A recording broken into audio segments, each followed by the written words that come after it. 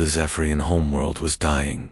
Giant crystal towers that had stood for thousands of years now cracked and crumbled as massive shadow creatures tore through the planet's atmosphere.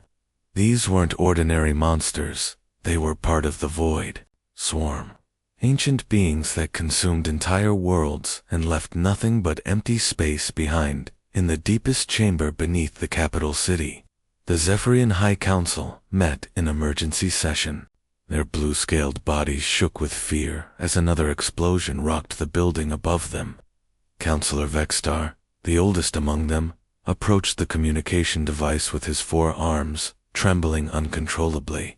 "My fellow council members," he said, his voice barely a whisper, "we have tried everything. Our weapons cannot pierce their dark armor. Our shields fail against their energy beams. We have no choice left but to ask for outside help." The other counselors nodded sadly. For the proud Zephyrian race, asking for help was almost as shameful as defeat itself. But watching their children flee underground while their cities burned had broken their pride completely. Vextar placed his primary hand on the beacon control. "Send our message across all known communication channels. Tell any species willing to listen that we need modest assistance against the void swarm. Perhaps 1 ship, maybe some medical supplies. Anything would help at this point." The distress signal shot out from their planet like a desperate cry in the darkness. It traveled through quantum relay stations, bouncing from one star system to another, spreading across the galaxy at the speed of light. The Zephyrians had used this same emergency frequency for centuries. It was old, reliable, and reached most civilized worlds. What they didn't know was that their communication equipment was ancient by galactic standards. The frequency they chose had been abandoned by most advanced species decades ago. Only primitive worlds and newly discovered civilizations still monitored those old channels. Far away, on the edge of explored space, sat a small human monitoring station orbiting Kepler-4 Fortuby. The facility was only 3 months old, built by Earth's Deep Space Communication Division to listen for any signs of intelligent life. The humans were still new to space travel compared to other galactic civilizations, and they monitored every frequency they could find. Lieutenant Kim Hanna was working the night shift when her computer started beeping frantically. She had been drinking coffee and reading technical manuals, bored out of her mind after weeks of detecting nothing but cosmic background radiation. Now her screens filled with data as an unknown signal came through the old emergency channels. "Captain Park," she shouted, running to wake her commanding officer. "You need to see this right now." "Captain Park," Jiho stumbled out of his quarters, still half asleep. "What's the emergency, Lieutenant?" "Sir, we're receiving what looks like a distress call. It's definitely from an alien species. The computer is translating it now, but it's taking time because we've never encountered this language before." Park's eyes went wide. First contact with aliens had been humanity's dream for generations. Every child grew up wondering what other intelligent life might exist among the stars. Now it was actually happening. The translation software worked frantically, comparing the alien language patterns with thousands of Earth languages. Slowly, words began appearing on their screens. The message was heartbreaking, an entire species facing extinction, begging for help from anyone who might listen. "They're asking for modest assistance against something called the Void Swarm," Hannah reported, her voice filled with excitement and concern. "It sounds like these creatures are destroying their homeworld." Captain Park read the message again carefully. In human terms, when someone asked for help against extinction, it meant they needed serious military support. The idea of sending just 1 ship seemed completely inadequate. Neither human understood that different species had very different ideas about warfare and assistance. To the Zephyrians, modest assistance meant exactly what it said. Perhaps 1 patrol vessel and some basic supplies. Their culture valued precision and minimal intervention. They fought wars with small, elegant fleets and avoided unnecessary destruction. But humans were different. When humans heard that an entire species was facing extinction, their instinct was to send everything they had. In human history, survival meant overwhelming force, total commitment, and never leaving allies to fight alone. The misunderstanding that was about to unfold would change the galaxy forever. The message from Kepler 442b reached Terra Command within hours, transmitted through humanity's fastest quantum communication networks. The massive military headquarters, built deep inside Luna's crater walls, buzzed with activity as officers rushed through corridors carrying data tablets and urgent reports.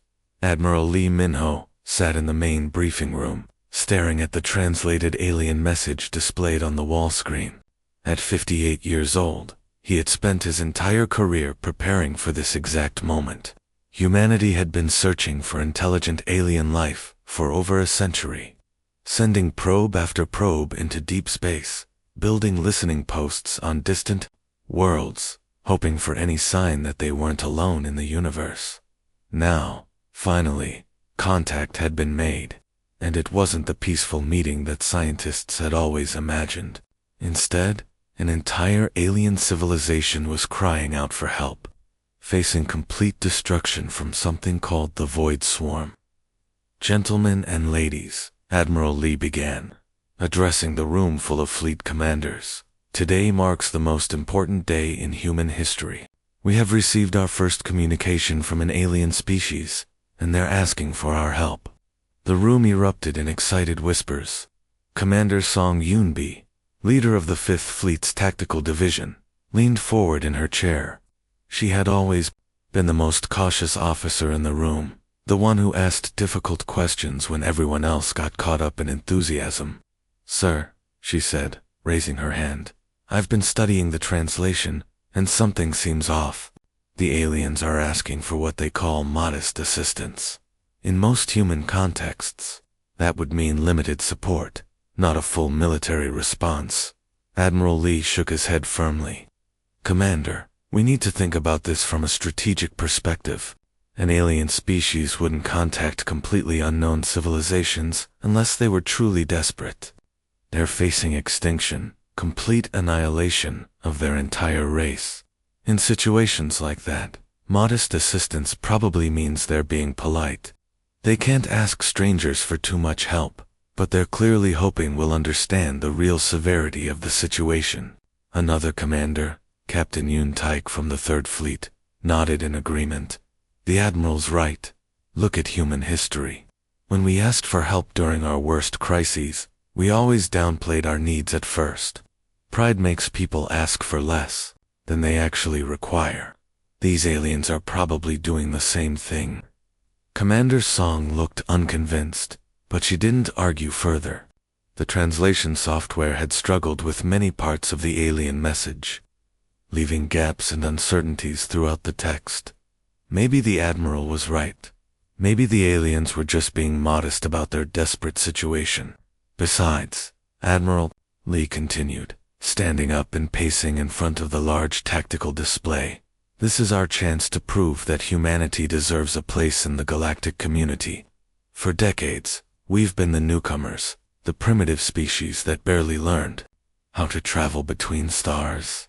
Other civilizations probably see us as children playing with dangerous toys, but now we have an opportunity to show them what humans are really capable of."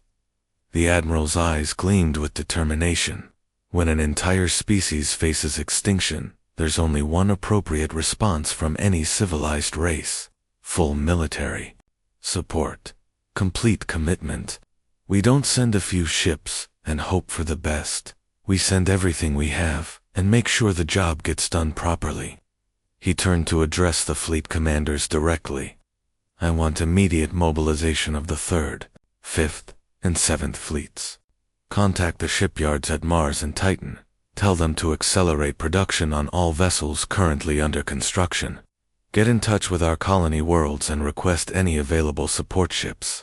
This is going to be the largest peacekeeping operation in human history." Commander Song tried one more time.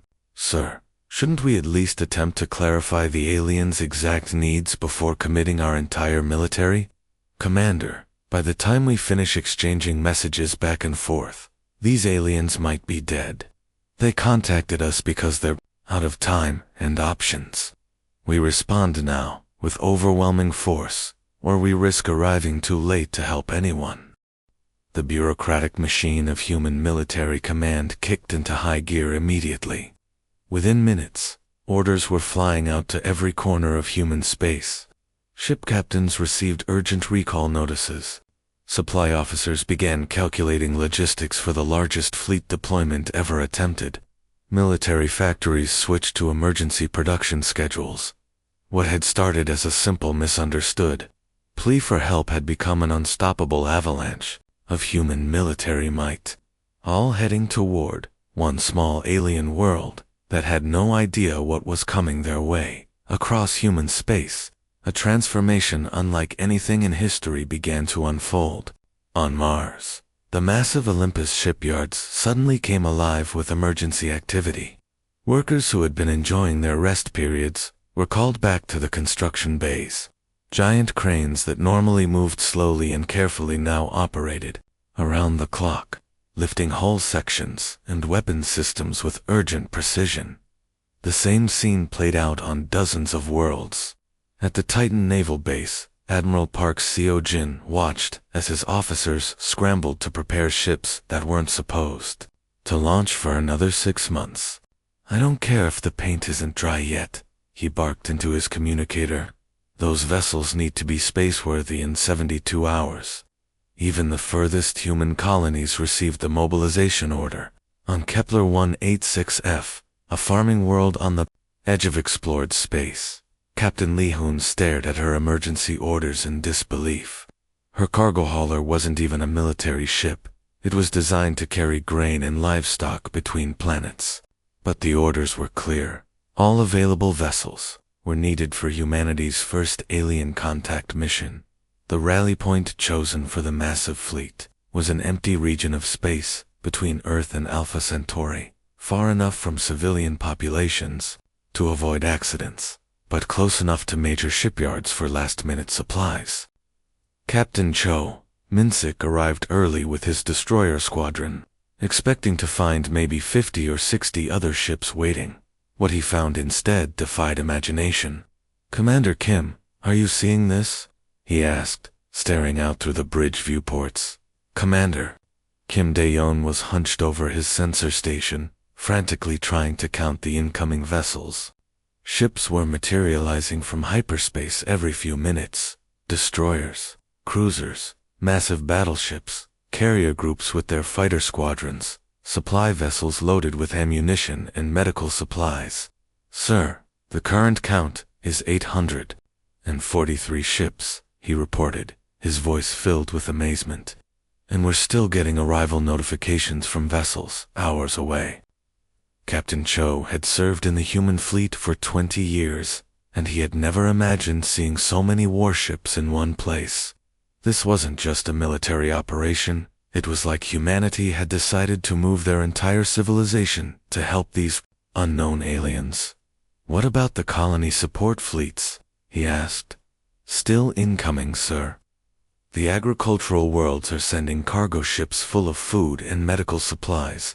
The mining colonies are contributing vessels loaded with raw materials for construction. Even the research stations are sending their exploration ships." As Captain Cho watched, a massive hospital ship emerged from hyperspace, its hull painted bright white with red medical crosses. Behind it came 3 more identical vessels, followed by a fleet of smaller medical frigates. Humanity wasn't just sending weapons to fight this void swarm. They were preparing to rebuild whatever civilization they found when they arrived. Meanwhile, thousands of light years away, the Zephyrian homeworld continued its desperate struggle for survival. The void swarm attacks had lessened slightly, but only because the creatures were busy consuming the outer planets of the system. The Zephyrians knew it was just a matter of time before the swarm returned to finish what it had started in the underground command center. Counselor Vexstar watched his people's long-range sensors with growing confusion and terror. When they had first detected approaching ships, he had felt a brief moment of hope. Perhaps the Regellian Empire had decided to send a patrol vessel after all, or maybe the Centauran Federation had a medical ship in the area. But as the readings became clearer, hope turned to bewilderment, and then to pure fear. "Counselor," whispered the sensor technician, "the approaching fleet is ... enormous. I count over 800 vessels so far, with more arriving every few hours." Vexstar felt his 4 hearts skip a beat. 800 ships. That's impossible. No species has ever assembled a fleet that large for a rescue mission. "Are you certain the sensors are working correctly?" "I've checked and double-checked, sir. Whatever species received our distress call, they're sending what appears to be their entire military force." The counselor stared at the tactical display, watching as red dots representing unknown ships continued to multiply. In Zephyrian history, the largest rescue fleet ever assembled had contained 12 vessels. The idea of hundreds of ships coming to help them was both miraculous and terrifying. "By the 7 suns," he whispered to himself, "what have we done? What kind of species responds to a simple request for help by sending their entire civilization?" The moment had finally arrived. After weeks of preparation and travel through hyperspace, the massive human fleet reached the edge of Zephyrian space. Captain Park Ji-ho stood on the bridge of his flagship, the Soul's Pride, watching as his sensors detected the alien homeworld ahead. His heart pounded with excitement and nervousness. This was humanity's first real contact with another intelligent species. "All ships, maintain formation," he broadcast to the fleet. "Remember, we're here to help, not to intimidate. Approach slowly, and keep weapons powered down." The human ships emerged from hyperspace in a spectacular display of coordination. Destroyers formed protective lines around the larger cruisers, while massive battleships took position in the rear. Fighter squadrons maintained perfect spacing between the capital ships, their engines creating streaks of blue light against the darkness of space. To Captain Park, the formation looked professional and reassuring, exactly what a desperate alien species would want to see arriving to help them. The humans had brought medical ships, supply vessels, construction equipment, and enough firepower to deal with any threat. It was a rescue fleet that any civilization would be grateful to receive. The Zephyrian reaction was very different. On their orbital command station, Counselor Vexstar watched through the viewing ports as ship after ship materialized in their space. Each human vessel was larger than the biggest Zephyrian warship, bristling with weapon systems and shield arrays that made their own technology look primitive by comparison. "How many are there?" he whispered to his aide. "The count has exceeded 1,000, Counselor. And more keep arriving." Vexstar felt dizzy. In all of Zephyrian history, their entire military had never contained more than 50 ships at any one time. Their culture valued elegant, precise responses to problems, not overwhelming displays of force. What they were witnessing defied everything they understood about civilized behavior. Captain Park activated the communication system, speaking in what he hoped was a calm, reassuring voice. "Zephyrian vessels, this is Captain Park of the Human Defense Force. We received your distress call and have come to render assistance against the Void Swarm threat. Please respond so we can coordinate our relief efforts." The translation software worked frantically to convert his words into the Zephyrian language. When the message finally reached the alien command center, it caused complete chaos. Officers ran between control stations, shouting in their melodic language, while pointing at the growing human fleet outside their windows. "Counselor." Vexstar forced himself to approach the communication console with shaking hands. "Human vessels," he began, his voice barely stable. "We are grateful for your response to our distress call. However, we believe there may be some confusion. We requested modest aid, perhaps a single vessel with medical supplies. Captain Park listened to the translation and frowned deeply. He turned to Commander Yoon Hejin, his tactical officer. Did they just say they only wanted one ship? That's what the translator is showing, sir. But it might be a cultural thing. Maybe they're being polite because they don't want to seem demanding. Captain Park nodded and activated the communication channel again. Counselor Vexstar, I believe there's been a misunderstanding. We brought what we felt was appropriate for an extinction-level threat. When a species faces complete annihilation, one ship isn't going to be enough.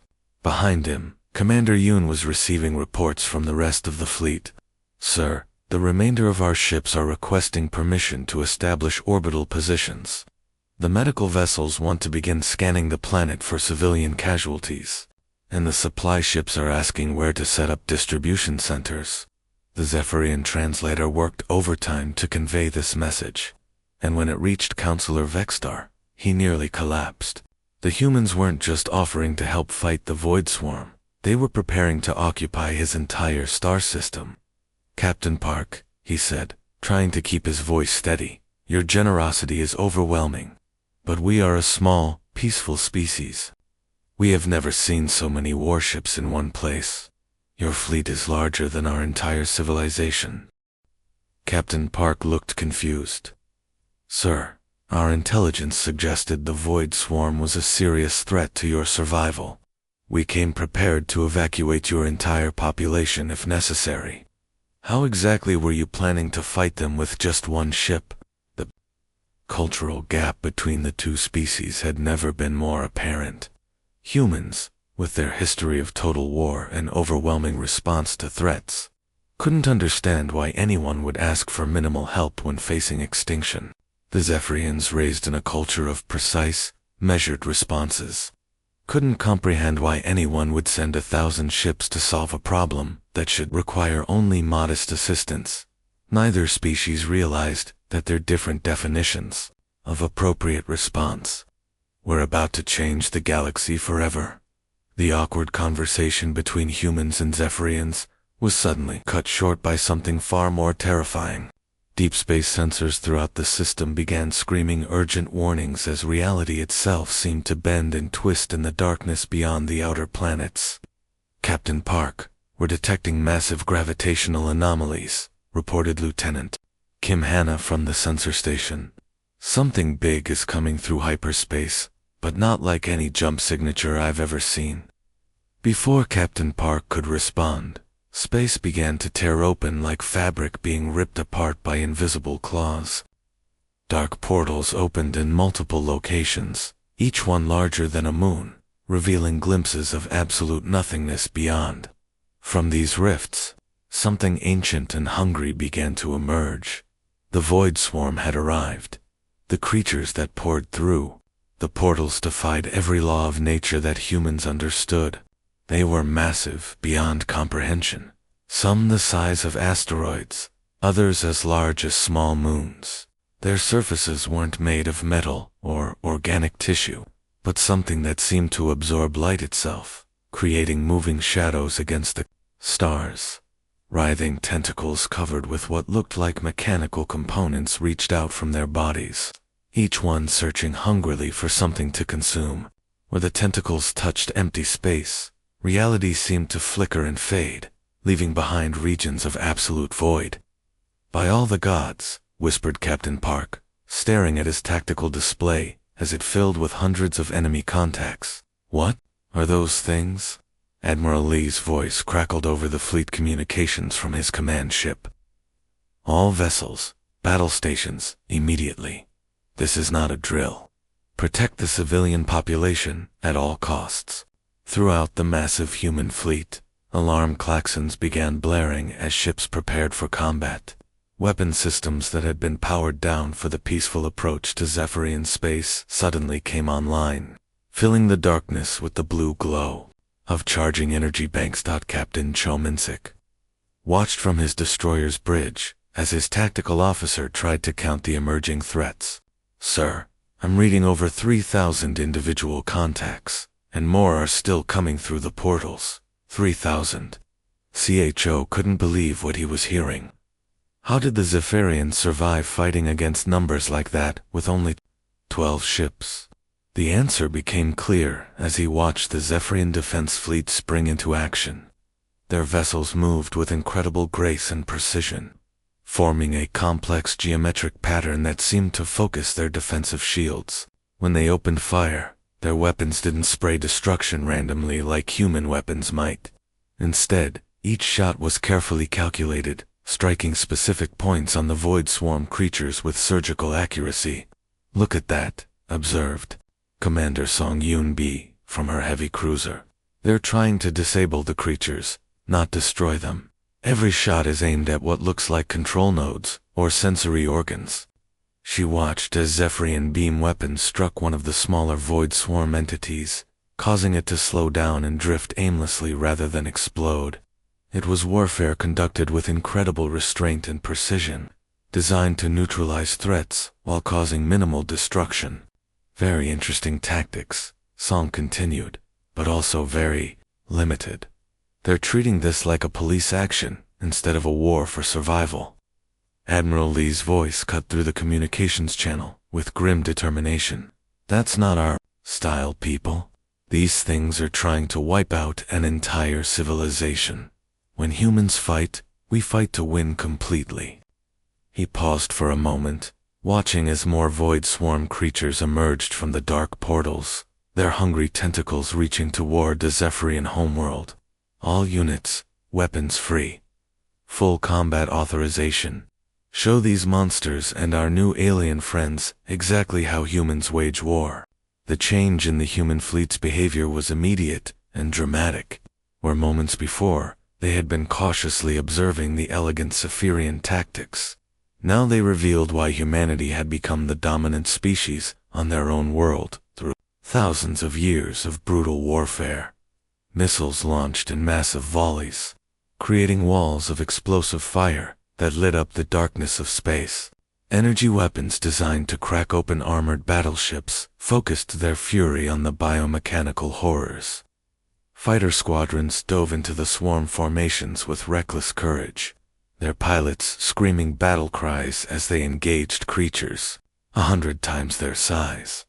The Zephyrians watched in stunned amazement as their polite rescuers transformed into the most terrifyingly effective warriors they had ever witnessed. The battle that unfolded in Zephyrian space was unlike anything the galaxy had ever seen.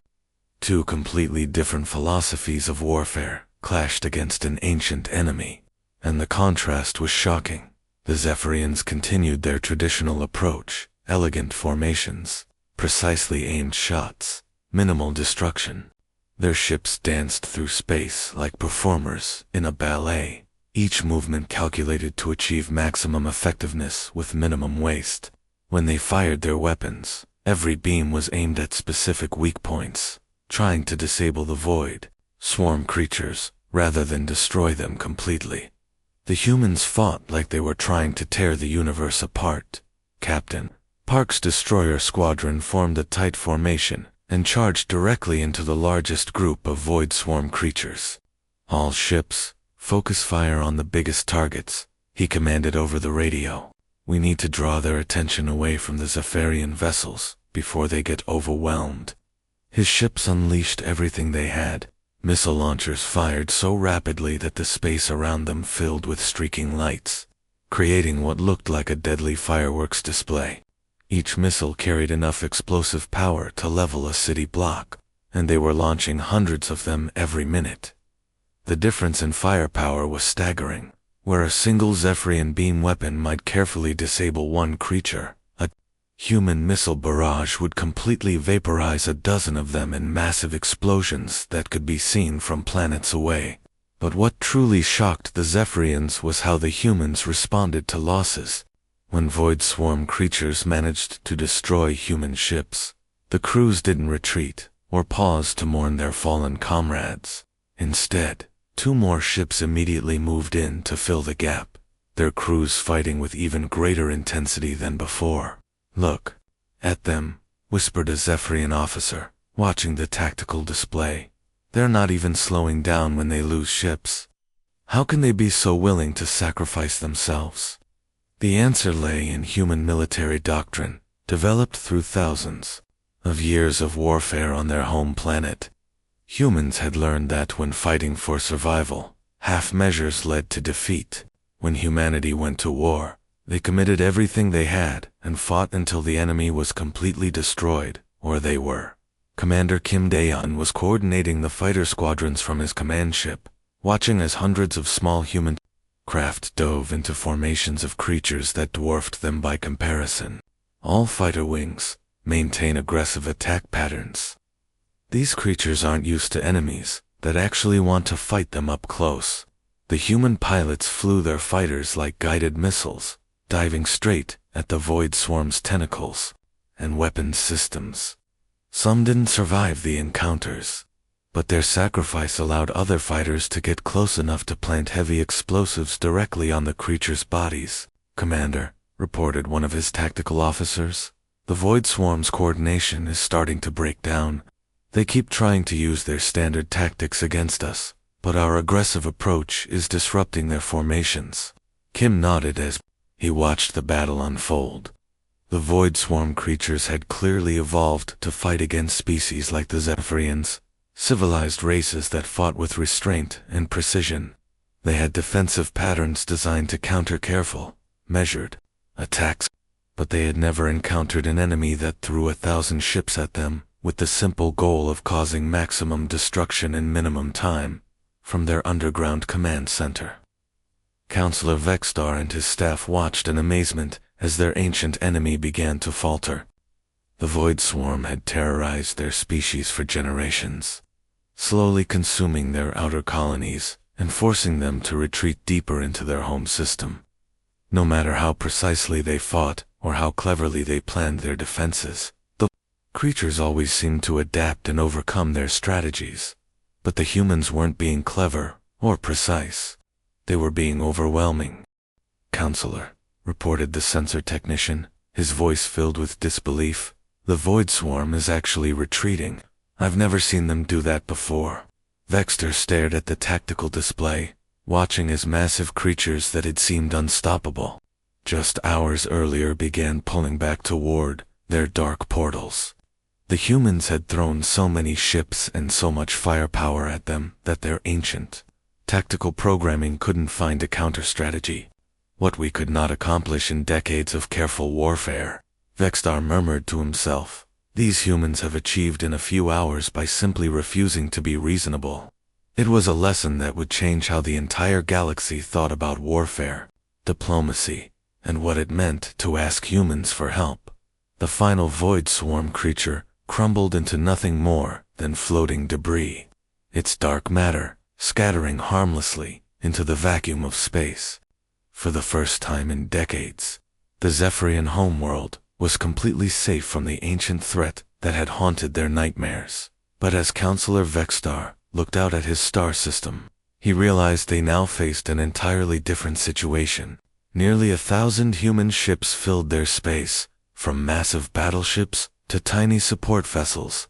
The humans had brought everything: medical ships, construction equipment, supply haulers, research vessels, and even what appeared to be mobile factories. "Counselor," his aide whispered nervously, "shouldn't they be preparing to leave now that the threat is eliminated?" Vexstar activated the communication channel, trying to choose his words carefully. "Captain Park, we cannot begin to express our gratitude for what you and your people have done. Your assistance was far more than adequate. The Void Swarm has been completely destroyed." He paused, hoping the human would understand the polite hint. In Zephyrian culture, when someone said assistance was more than adequate, it was a gentle way of suggesting that the help was complete and no longer needed. Captain Park's face appeared on the communication screen, and he was smiling broadly. "Thank you, Counselor, but actually, this is just the beginning of our mission here." Defeating the Void Swarm was only the first step. Vexter felt a sinking sensation in his stomach. The first step. "Absolutely," Captain Park continued enthusiastically. "Our engineering corps has been scanning your damaged colonies while we fought the battle. They've already identified dozens of ways we can help rebuild your infrastructure better than it was before. Commander Yoon Hejin appeared beside Captain Park on the screen, holding a data tablet covered with charts and diagrams. We've completed our initial assessment of your defensive capabilities, Counselor. We've found 17 critical areas where human technology can immediately improve your system's security. The commander activated a holographic display that showed the entire Zephyrian system. Red markers appeared throughout the display, highlighting what the humans considered to be defensive weaknesses. For example, Yoon continued, your orbital platforms are beautifully designed, but they're not positioned for optimal coverage. We can help you relocate them and upgrade their weapon systems. Also, your early warning network has significant gaps that we can fill with our sensor technology. Vextor watched in growing alarm as more and more red markers appeared on the display. It seemed like the humans had found problems with everything the Zephyrians had built over the past 1,000 years. Additionally, Captain Park added, our medical teams have been analyzing biological data from your population. They've identified several diseases that are apparently common among your people, but would be easily treatable with human medicine. Dr. Kim Joo-won from our medical course is particularly excited, Commander Yoon said. She thinks she can cure what you call the wasting sickness within a few months. She's already requesting permission to set up temporary hospitals on your surface. The Zephyrian leadership exchanged increasingly worried glances. What had started as a simple request for help against the void swarm had somehow become a complete analysis and reconstruction of their entire civilization. Captain Park, Vextar said slowly, while we appreciate your thoroughness, we are a small, peaceful species. We have our own ways of doing things, traditions that go back many generations. Of course you do, Park replied cheerfully, and we completely respect that. We're not here to change your culture or force you to do anything you don't want to. Do we just want to help you build the best possible defense against future threats? But the Void Swarm is gone, Vextar pointed out. You destroyed them completely. The Void Swarm from this region, yes, Commander Yoon corrected. But our intelligence suggests there might be other swarms in distant parts of the galaxy. Plus, there could be entirely different threats that we haven't discovered yet. The universe is a dangerous place, Counselor. You need to be prepared for anything. Vexta realized with growing horror that the humans weren't planning to leave anytime soon. They had arrived to fight a battle, won it decisively, and now seemed determined to solve every other problem they could find in Zephyrian space. How long, he asked hesitantly, do you think this assistance might take? Captain Park and Commander Yoon looked at each other and shrugged.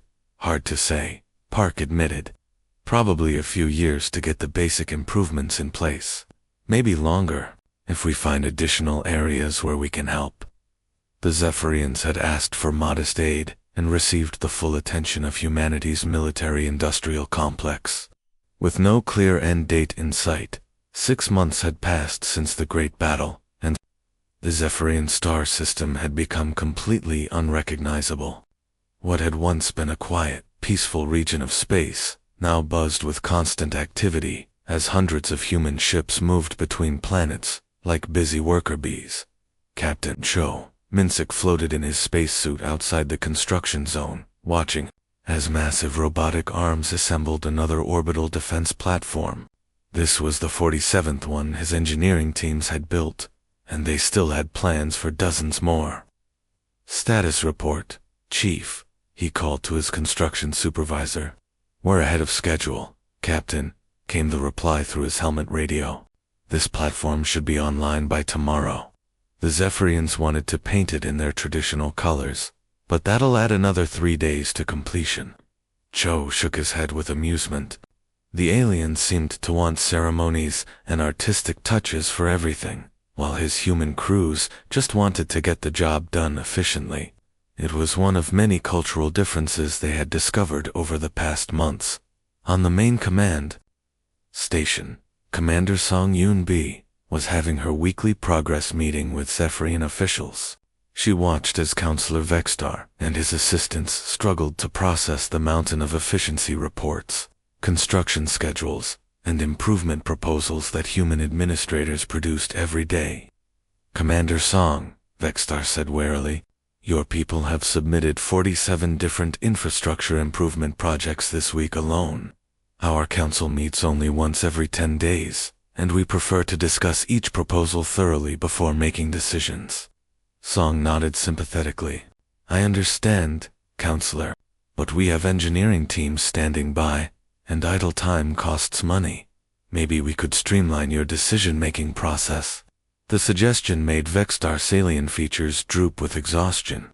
Every time the Zephyrians thought they had adapted to human efficiency, the humans found new ways to be even more productive.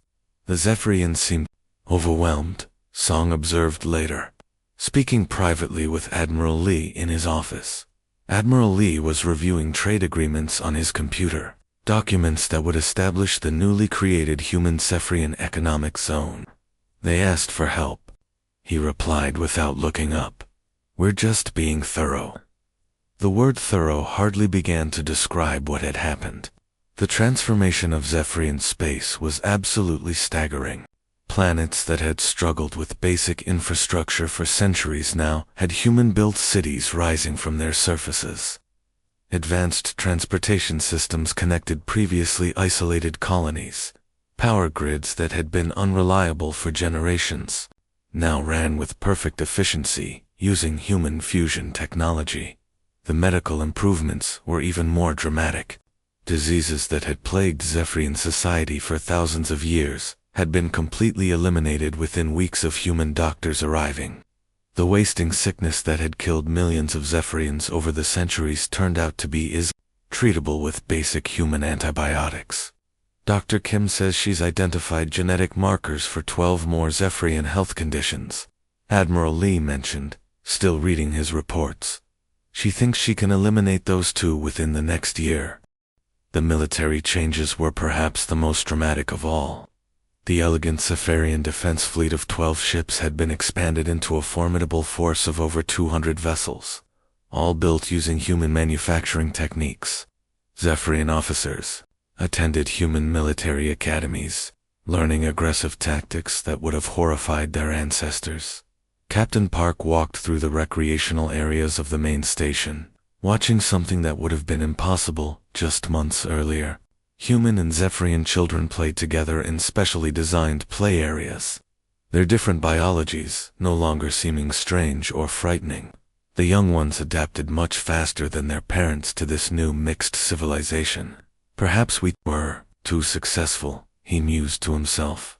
Watching a human child teach a young Zephyrian how to play a video game, his communication device beeped with an incoming message from Earth. The news made him smile and worry at the same time. 3 more alien species had sent distress calls to humanity, having heard about the successful Zephyrian intervention. Humanity was rapidly becoming known throughout the galaxy as the species you called when you had problems that needed overwhelming solutions.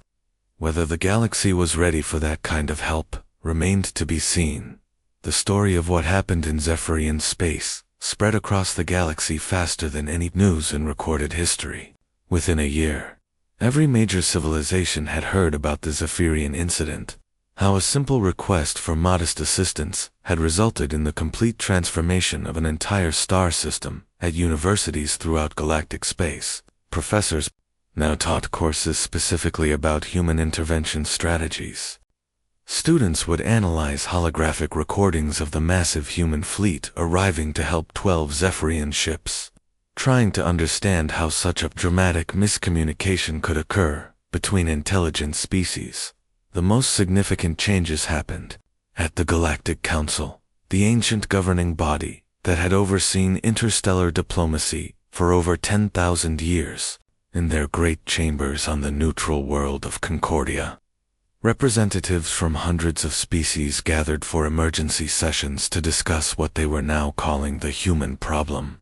Ambassador Talmer of the Regelian hegemony stood before the assembled delegates, his 6 arms gesturing nervously as he addressed the crowd. The Regalians had been one of the most powerful military forces in the galaxy for centuries, but even they were concerned about humanity's approach to problem-solving. "Fellow delegates," he began, "we must acknowledge a new reality." The humans responded to a standard distress call, requesting modest assistance with the largest military deployment in recorded galactic history. Their definition of help appears to be completely different from ours. Murmurs of agreement rippled through the chamber. The Centauran Federation representative raised one of her tentacles to speak. "Our intelligence reports indicate that the humans are currently building permanent settlements in Zephyrian space. What they called a rescue mission has become a complete colonization effort." "Not colonization," corrected the delegate from the Andromedan Alliance. "Our analysts believe the humans genuinely think they're being helpful. They seem incapable of providing limited assistance.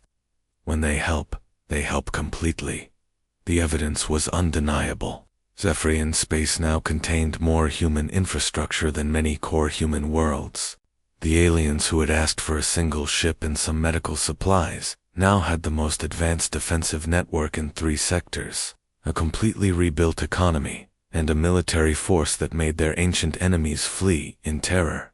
"Ambassador Talmar," continued his address, "the Council's xenopsychology experts have studied human behavior patterns extensively. Their conclusion is disturbing. Humans appear to solve problems by removing them entirely. They don't provide temporary aid, they create permanent solutions." The new first contact protocols that emerged from these discussions were unlike anything in galactic history. Previous guidelines had focused on preventing cultural contamination and maintaining the natural development of less advanced species. The new human-specific protocols were much more direct. Any species considering contact with humanity should be prepared for comprehensive, permanent intervention. Read the official document. Human assistance includes, but is not limited to, complete military reorganization, infrastructure replacement, medical system overhaul, economic restructuring, and indefinite human presence in your territory. The warnings became even more specific. Humans solve problems with overwhelming enthusiasm and unlimited resources. They will identify and fix issues you were not aware you had. They will remain in your space until they are satisfied that all possible improvements have been implemented. Back in Zephyrian space, No Admiral Park read these galactic reports with a mixture of amusement and pride. His promotion had come with permanent assignment as commander of the Zephyrian Defense Force, a position that apparently would last for decades. Through his office window, he could see the latest human colony ship approaching the main station. The vessel carried 10,000 settlers, engineers, doctors, teachers, farmers, and families looking for a new home among their Zephyrian allies. They had volunteered to help build the growing human Zephyrian civilization that was emerging. "In this sector, Admiral," his aide reported, "we're receiving 3 more distress calls from species in distant sectors. They specifically requested human assistance after hearing about our success here." Admiral Park smiled and shook his head. "Send them the standard warning first. Make sure they understand what they're asking for." The warning had become famous throughout the galaxy. Never ask humans for help unless you're prepared for them to move in permanently and fix everything you never knew was broken. The Zephyrians, now the most prosperous and secure species in their region of space, had learned to embrace this reality. Their children grew up bilingual, their cities combined the best of both architectural styles, and their military was respected by civilizations that had previously ignored them completely. As one Zephyrian philosopher wrote, "We asked for a cup of water, and the humans built us an ocean. We have learned not to complain about drowning in abundance."